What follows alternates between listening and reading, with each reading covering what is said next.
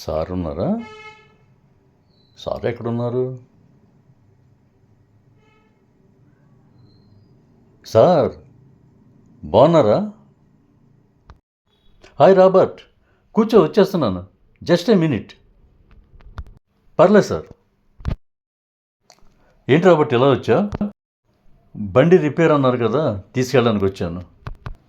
Engine sound వస్తుంది, breaks కూడా tight చేయాలి. బండి స్లోలో ఆగిపోతుంది, కొంచెం అది చూడు. Okay sir. కీస్ టేబుల్ మీద పెట్టాను, తీసుకొని వెళ్ళు. అలాగే సార్.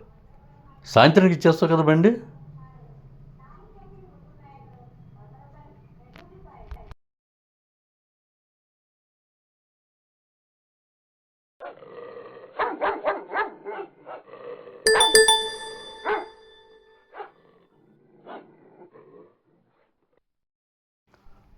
వస్తున్నా. బండి అయిపోయిందా రాబర్ట్? అయిపోయింది సార్. ఎంత అయింది? లెక్క చూసి రేపు చెప్తాను సార్.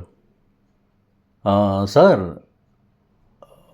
పాస్టర్ పీటర్ గారు మిమ్మల్ని కలుస్తానన్నారు. ఎప్పుడు కలవమంటారు సార్? రేపు మార్నింగ్ 9 o'clock రమ్మని చెప్పు. ఓకేనా?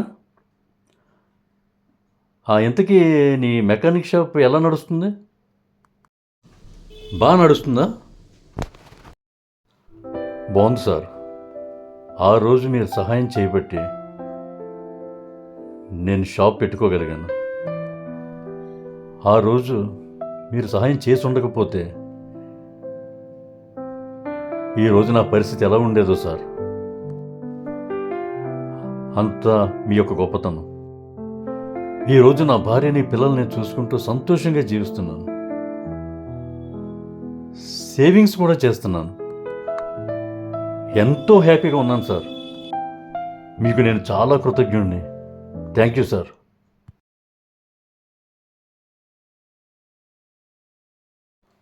వందనాలండి. పాస్టర్ గారు, వందనాలండి. రండి కూర్చోండి. ఎలా ఉన్నారు జేమ్స్ గారు? బాగున్నానండి. నన్ను కలవాలన్నారంట కదా? అవునండి. కొన్ని రోజుల నుంచి మిమ్మల్ని ప్రశ్న అడగాలనుకుంటున్నాను. అడగండి. మీరు గత కొంతకాలంగా డల్గా ఏదో ఆలోచిస్తున్నట్టున్నారు. ఇంతకుముందున్న హుషారు ఇప్పుడు లేదు. అసలు ఏమైంది?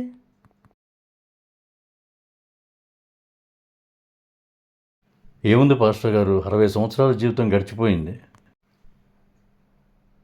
వెనక్కి తిరిగి చూస్తే కాలం ఎంత త్వరగా గడిచిపోయింది అని ఆశ్చర్యంగా ఉంది. నిజమే, గతం నిన్నట్లాగే అనిపిస్తుంది. సరే, ఏం ఆలోచిస్తున్నారు? గడిచిన నా జీవితం గురించి.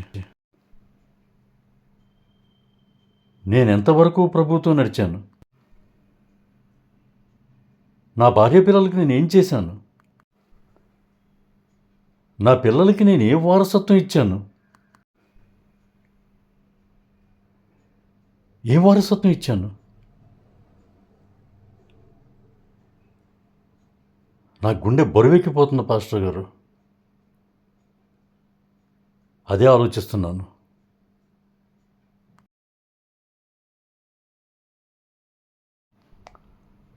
ఆ మాట నిజమే. మనం జాగ్రత్త పడేది వాళ్ళ భవిష్యత్తు కోసమే. దేవుని విషయంలో నిర్లక్ష్యం, కుటుంబం విషయంలో నిర్లక్ష్యం, అసలు జీవితం విషయంలో కూడా నిర్లక్ష్యమే. నిర్లక్ష్యం వల్ల ఎన్నో పోగొట్టుకుంటాం, ఎంతో నష్టపోతాం. అది ఇప్పటికి అర్థమైంది. అదే ఆలోచిస్తున్నాను పాస్టర్ గారు. కొన్నిసార్లు కోపం, కొన్నిసార్లు నిర్లక్ష్యం, ఇంకా అనేక లోపాలు వెంటాడాయి నా జీవితంలో. అయితే ఇన్నాళ్ళు నేను జీవించానంటే అది ఆ దేవుని కృప మాత్రమే. ఈరోజు ఈ రోజు వరకు పాపినైన నన్ను మోసింది ఆయనే, ఆ ప్రభువే. అది నిజం, అది మన బలం. ఇప్పటి వరకు ఎలా ఉన్నా మిగిలిన శేష జీవితం దేవునితో గడపాలని నిర్ణయించుకోవాలి. అదే పెద్ద ఆశీర్వాదం. అవునండి, నిన్న రాబర్ట్ వచ్చినప్పుడు చెప్పాడు, తను కష్టపడి మెకానిక్ పని చేస్తూ భార్యాపిల్లల విషయంలో ఎంతో శ్రద్ధ కనబరుస్తూ ఇప్పటి నుంచి తన వాళ్ళ భవిష్యత్తు కోసం తపన పడ్డం చూస్తుంటే అతని విషయంలో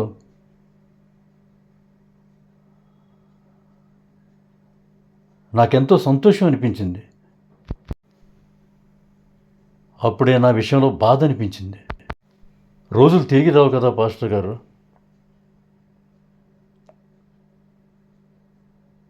ఎంతో సంతోషంగా ఉంది రాబర్ట్ని చూసినప్పుడు. నాకు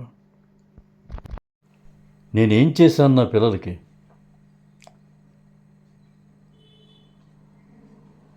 వాళ్ళకి భవిష్యత్తు నేనేం చూపించాను? బాధగా ఉంది. అవును, ఎప్పటికైనా మార్పు రావడం దేవుని కృప. అవును పీటర్ గారు, ఏళ్ళు గడిచిపోయాయి. ఇక ఉన్న కొద్ది రోజులైనా వాటిని వృధా చేయకూడదు. దేవుడు ఇంకా సమయాన్నిచ్చి ఒక మంచి అవకాశం కల్పించాడు. ఇప్పుడైనా ఏదో సాధించాలి. దేవునికి, కుటుంబానికి, సమాజానికి ప్రయోజనకరంగా ఉండాలి. పరిచర్య చేయాలి. దేవునికి దగ్గరగా ఉండాలి. మంచి ఆలోచన. బైబిల్ చెప్తుంది, యాకోబు రాసిన పత్రిక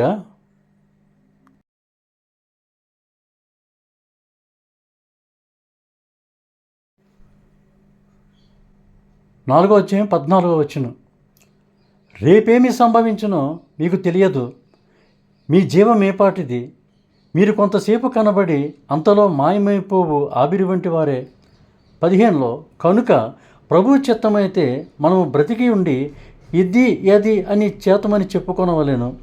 15 కాబట్టి మేలైనది చేయదగినది చేయనిరిగియు అలాగూ చేయని వానికి పాపము కలుగును. నిజమే, మిగిలిన జీవితం ప్రభుతోనే గడపాలి. అలాగే నా హృదయం తపన పడుతుంది. నేను అందరికీ ఉపయోగపడాలి. దయచేసి నా గురించి ప్రార్థన చేయండి పాస్టర్ గారు. తప్పకుండా పాస్టర్ గారు, నా వ్యక్తిగత ప్రార్థనలో మిమ్మల్ని తప్పకుండా జ్ఞాపకం చేసుకుంటాను. God bless you. జాగ్రత్తగా ఉండండి.